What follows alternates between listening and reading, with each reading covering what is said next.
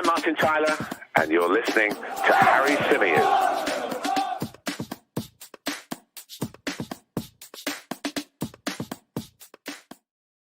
Hey everybody, how's it going? Welcome back along to the Chronicles of a Gooner, the Arsenal podcast, part of the 90 Min football family. As ever, I'm your host, Harry Symeou, and I'm delighted to say back on the show alongside me, the brilliant Adrian Clarke. Adrian, it's been a little while, mate. How have you been? How have you been coping with the title race nerves? It's good to be back on, Harry. Yeah, thanks for inviting me. I've been good. Yeah, I'm loving this season. Part of a title race. I mean, it's unexpected, isn't it? But we've stuck around. We've shown great character. We've had some amazing moments, great matches, and a little bit of a wobble across the last week or so, which has got everyone feeling very nervous. But I'd much rather be part of this duel for silverware rather than watching on from afar. It's been a brilliant campaign. Loving it.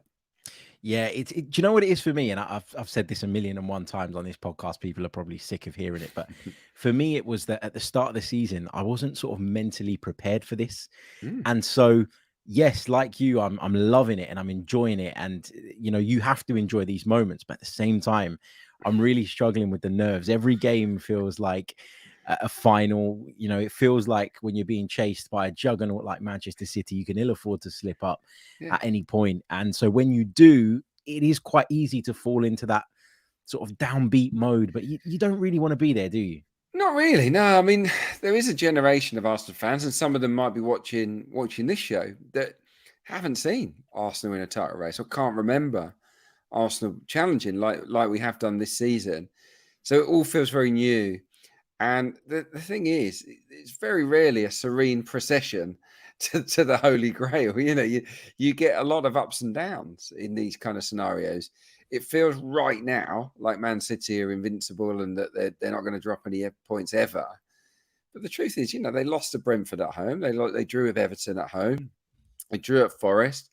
They're not infallible. If they have an off day, they could drop points. And as we've shown, we can go 7 games winning streak. That might be what we need now.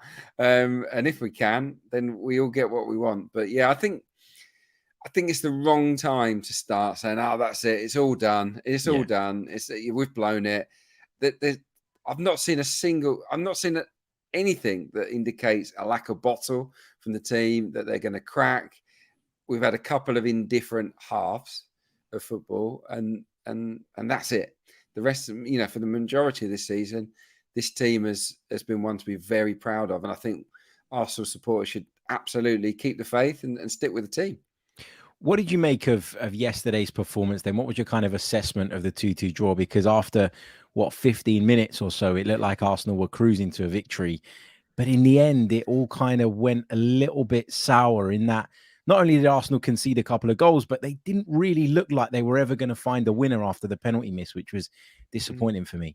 Yeah, no, it was. It was one of the most disappointing matches of the season so far.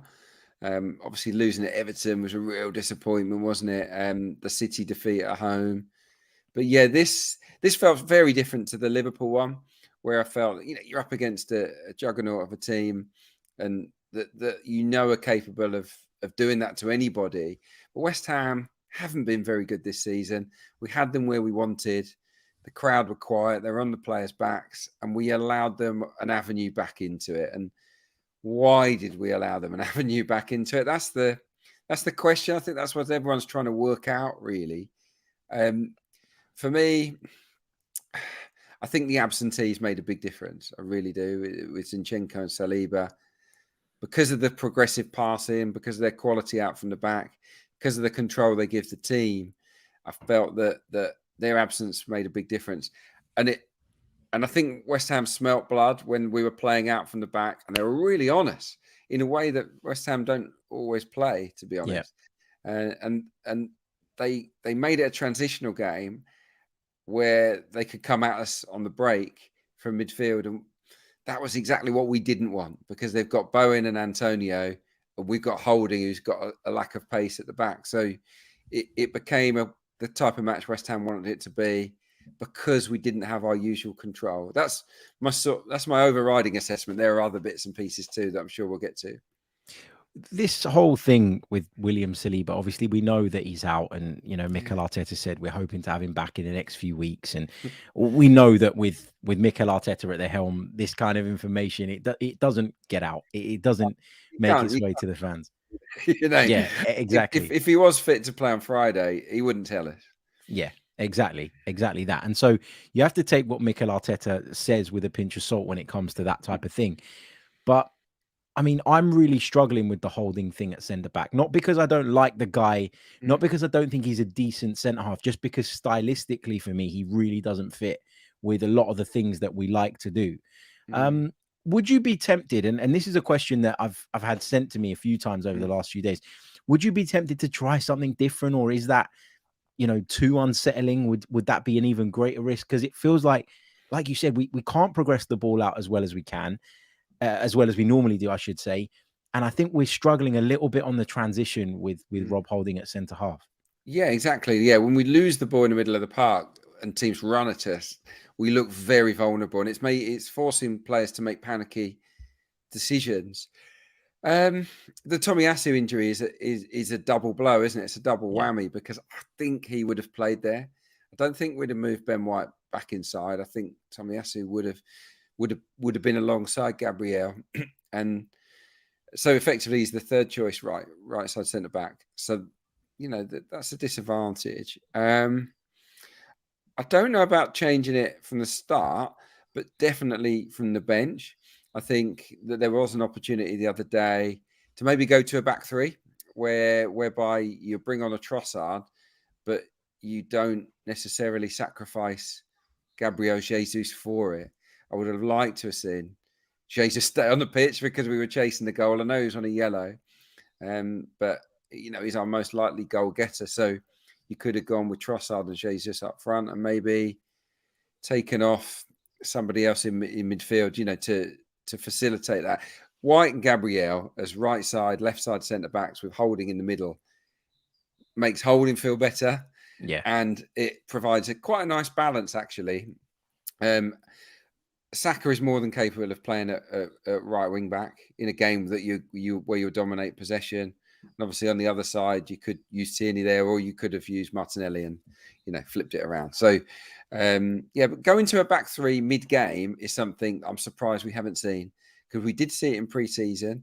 It worked really well in pre-season, and I think it's an option that I'd like to see us try between now and the end of the season, especially when the game state says we need a goal, we need a bit more chaos up front. Yeah, for sure. I mean, this whole sort of dropping off in the second half thing, I, like you, don't think the Anfield one was that big a deal. It's Anfield, it can happen. What did you put yesterday's drop off down to? Because I thought it all just got a little bit sloppy. I mean, Thomas Partey's been faultless this season, but that decision to try and lift the ball over the oncoming Declan Rice was strange for me. And after that, I never really felt he recovered from sort of making that mistake. Do you put what happened yesterday down to individual errors? Is it something deeper than that? I don't think so. I think there was an element of us just taking our foot off the gas. Right? I don't think this team is arrogant in a way that it would feel complacent on purpose. It might be that they got edgier. Personally, I think they just took their foot off, and it's something that champions probably don't do too often. It's when you've got someone where you want them, I think you don't give them a sniff. You either go for the jugular, you go for that third, or if you want to have a breather, you just absolutely control the match and you just knock it around. And I think that's what we tried to do. We tried to just say, right, let's knock it around, just play keep ball and really frustrate West Ham. But because of our absentees, because Thomas Partey was a little bit casual, he wasn't at his sharpest, you could probably say the same for Xhaka, and maybe even Ødegaard after what was a really bright spell at the start. I think because it was slightly off it, we got caught. And West Ham, mainly through Declan Rice, but generally they pressed us pretty well, and they created these dangerous moments. And then it becomes the sort of game, like you say, a back and forth game. which we don't want when Rob Holding's at the back there. So yeah, it all become a bit uncomfortable. It is hard to put your finger on it, but yeah, I'd like to see us the next time we go a couple of goals up. I'd like to see us, push for that third, or at least maintain the same intensity. What I thought happened with my own eyes was that we stopped. We didn't work as hard. Like when we had the ball, when a player has the ball, when we're at it, he's got 2 or 3 options because players are buzzing around them, moving. That kind of stopped. And obviously, when we don't have the ball, when we're at it, we're pressing. It's all very organised. We're hungry, and that stopped. And when those two sides at once just taper off a little bit, you lose your edge, and that's what happened. As far as I can see, anyway. I haven't watched the game back yet in its entirety, but yeah, that's the feeling I had. And it is the Premier League, right? You give somebody a sniff, there is a chance that they'll punish you. And as we said, the Liverpool one, okay, it happens. You take it. If you'd have asked me to sign for a point when I was driving up to Anfield last Sunday, I'd have taken it. But this one, you felt like there was that little bit more disappointment because of the season that West Ham have had. And, the London Stadium, it's a lot of things. You can't say that it's a place with a raucous atmosphere most of the time, especially when West Ham are losing. No. And I thought we gave them something to cheer about. This whole thing, though, this conversation that's been going on over the last sort of week or so about Arsenal igniting away crowds. I mean, you played the game at a professional level. You can't think about that, can you, as a player when you go out onto the pitch? You can't have that in your mind. No, you don't. I mean, some players like to do it. They like to rile up the crowd. I don't really see that with this group. And I didn't think that Xhaka did it on purpose. I think he was frustrated. I think the referee on that Liverpool game was weak. He was letting too many things go. There was a blatant push on Xhaka. And I think he was just frustrated. And he shouldn't have had his arm up on Trent. But it wasn't that aggressive at all, to be honest. It was Trent Alexander-Arnold that came at him. He was the one that really got the situation sparked. And even so, even after that, it was only less than a minute when Liverpool scored. And the goal had zero to do with Granit Xhaka. Zero. It had something to do with Ødegaard not following his runner on the overlap. And it had something to do with the luck of the run of the ball with Henderson's sort of attempted shot going in the one place that we couldn't defend ahead of Salah. That's what it was. It was nothing to do with Xhaka. And from that moment, the game changed. Even so, I've got to say, against Liverpool, we created good opportunities. Even in the second half, on the counter, we looked pretty assured for a lot of that game. It was only really the last 10 where we really rocked, and we did rock, and we needed Aaron Ramsdale to be unbelievable. Against West Ham, just flat, wasn't it? It was... we didn't have that spark. We didn't have players taking that responsibility and saying, give it to me. I'm going to be the hero today. It felt like everyone was waiting for each other to make it happen, which is rare for this season. We haven't seen a lot of that, have we? So, yeah, I totally get the frustration. I was as frustrated as everyone. But I'm not going to suddenly write off the team and say that we've lost it. Yeah. Because I don't think we have. Has your sort of, how do I put this?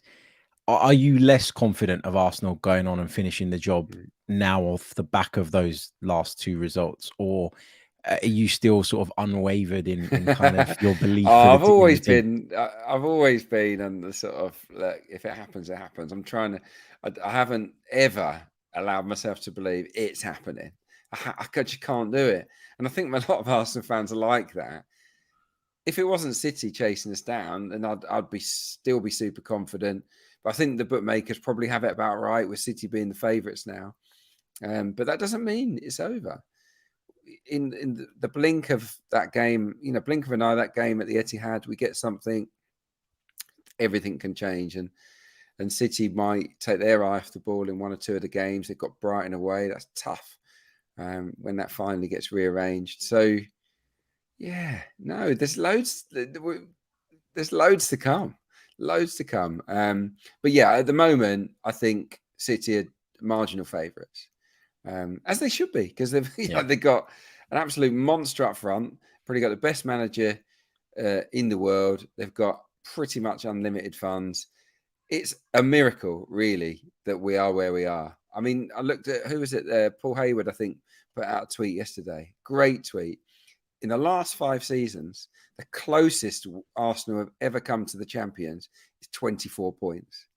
It ranges between 24 points and 43 points across the last 5 years. The fact that we're actually ahead of City at this stage represents a massive step forward. So let's all calm down a little bit and try and enjoy it. Yeah. You're absolutely right. And I always say this, whenever I'm doing any work, I always say, look, if you'd have asked me at the start of the season, would I've loved to be in this position or would I've taken this position? I'd have said absolutely 100% yes. Of course, the expectation level changes over the course of the season. But I always say that the prediction you make at the start of the season is probably the best one because there is no recency bias. Like there is no, what happened last week or the week before that. There isn't as much emotion because the season hasn't got going yet. So that normally gives you the better indication of where your team should end up. And then over the course of the season, things happen that change that and impact that. And obviously this season, we're in a place where, we could go on and win the league, which is amazing. But the objective would have been to get into the Champions League. And that feels like, well, we're going to do that. Yeah. So that's job done, isn't it? Anything else is a bonus, or is that a defeatist attitude? Well, no, it is mission accomplished in terms of Champions League. Yeah, my prediction, well, not prediction, my goal was 3rd or 4th. So I thought we were capable of 3rd, but it was unlikely. But I did think we should have got 4th last year and that we would get it this year. So to be where we are, it's way ahead of expectation. But look, because of where we are, it will be heartbreaking if we miss out now. If we end up 2nd, it will be gutting. Like we'll all feel choked about it, and rightly so. Anyone would. But does it mean we've failed? No, the opposite. Does it mean we've bottled it? No. We're up against one of the greatest teams. Probably the greatest team in European football at the moment, certainly on current form. Yeah, they're a machine. There is no shame in finishing 2nd to City, but we don't want it. We want to win, and I think we should all still believe that we can win. I really do, because if we as supporters, especially the ones that go to the games, if we start thinking it's done, we're not going to win, and that reflects in the atmosphere, then it will go on to the players and we won't.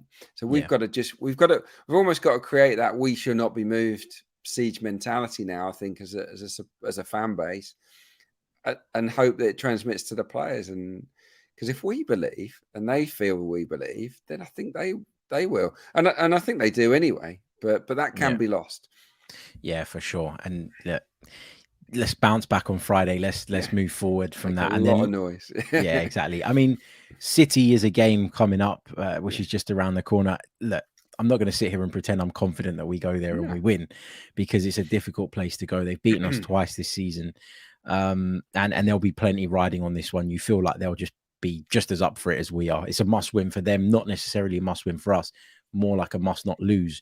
But yeah, I mean, we've got to take it one game at a time. And I think what we sometimes do as fans is we look at certain fixtures. So, for example, West Ham away, and we say, well, it's West Ham. They're in the relegation fight. Nothing less than 3 points will do. But then we might pick up 3 points in a game that we thought maybe a point was reasonable. We saw that a lot last season. I remember we dropped points in a couple of home games, and then we went and won at Chelsea, and then we beat Manchester United. And you're sitting there going, well, we've still got the points total that we wanted, just in a different way. So football can surprise you like that. Of course it can. Yeah, and we've still got, guys like Saka and Martinelli and Jesus. Jesus is in the goals. Martinelli is in the goals. Saka has faded a little bit of late, but everything about his career so far tells you that when he has a setback, he'll bounce back. He's a really strong character. Ødegaard scored, which was great. So look, the forward guys are in good nick. Midfield, maybe there's been a slight, the last couple of games not quite as good. And at the back, clearly we've addressed that already. Hopefully Zinchenko will return. I think he's quite big. And look, I'm sure that if Saliba is good to go, or at least good to have a painkiller to say, all right, then get me out there, then they'll do that, especially for that City game. But I saw, I watched the Bayern game. Bayern, very good team, Bayern Munich.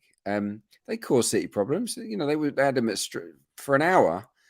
they kept them very interested. It was only towards the end where they cracked a little bit, and that's how hard it is against City. But you never, and as well, you never know. We could get ourselves a lead at City, and then something happens. They could get a player sent off, could get a cheap penalty out of nothing. 2-0 is probably the worst scoreline we could have there. But you know what I mean. I still don't. Even though we've got a horrendous record there, and that there'll be overwhelming odds on favourites to win the game, I do think the way we're set up, and I saw enough in that performance at Liverpool to suggest that we can play with assurance and that we can slice through the lines to get at their defence. And I do think if you can get at their defence, you've got a chance, because Ederson is not having a very good season. And I think if we can get our shots away at the Etihad, we can score. I really do. I strongly feel that.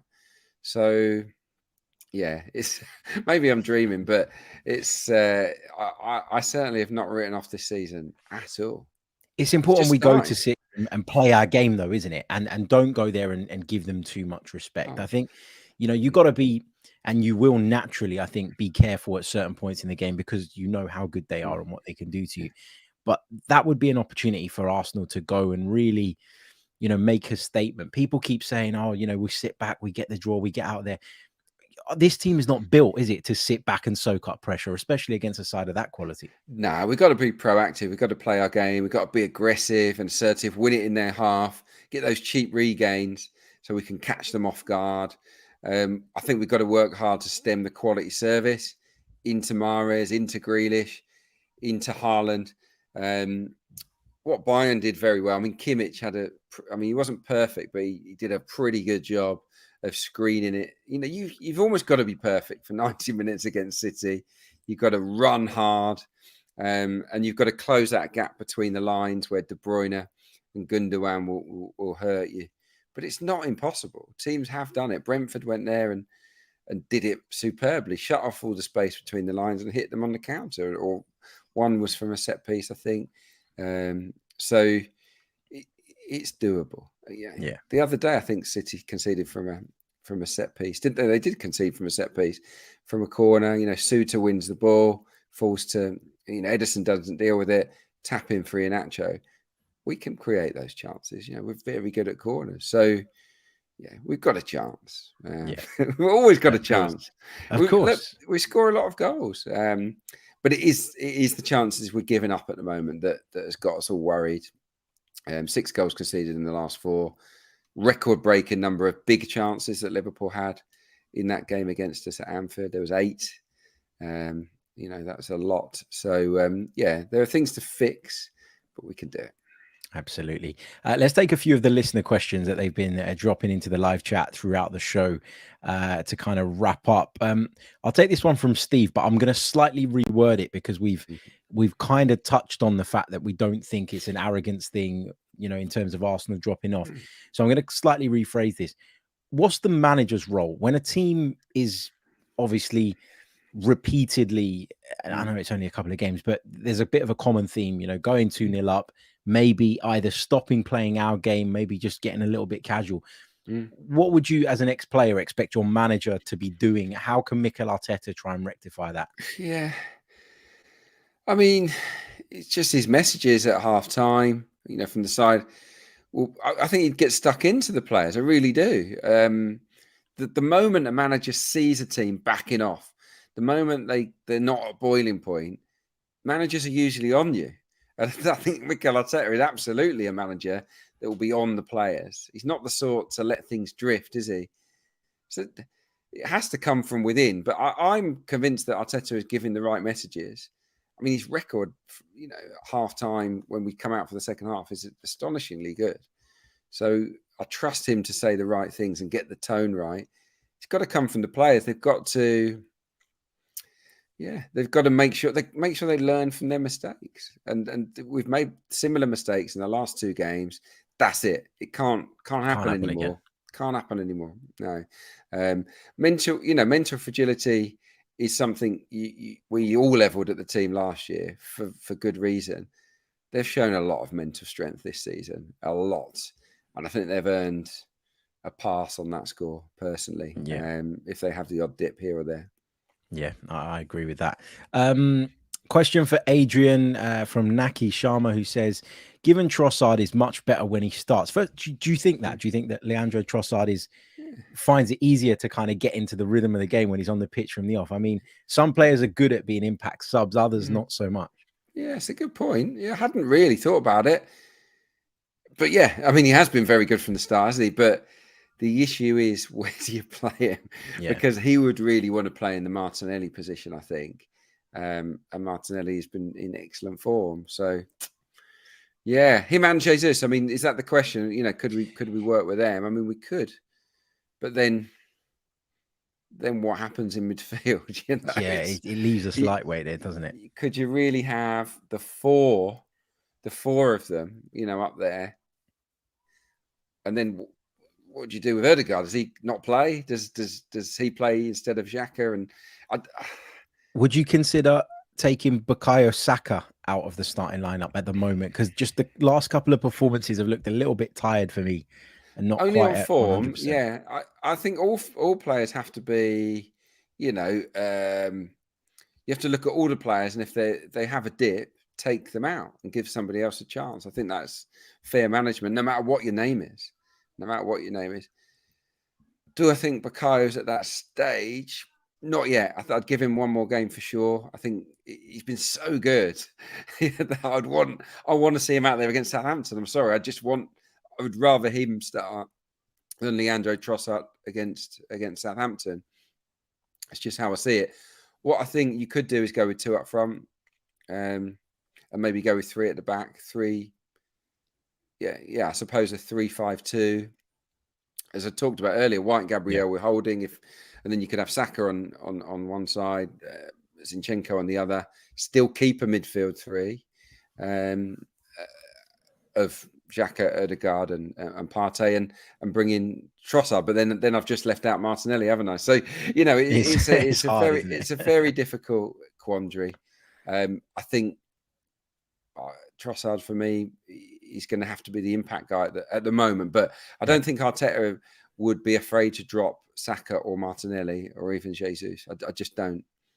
I thought that maybe yesterday was a time to take Bukayo Saka off in the dying embers of the game instead of Jesus or Martinelli. Now, I don't know physically, you know, at what point they were at. We know that they're looking at all the analytics. They know when they're in the red, etc., etc.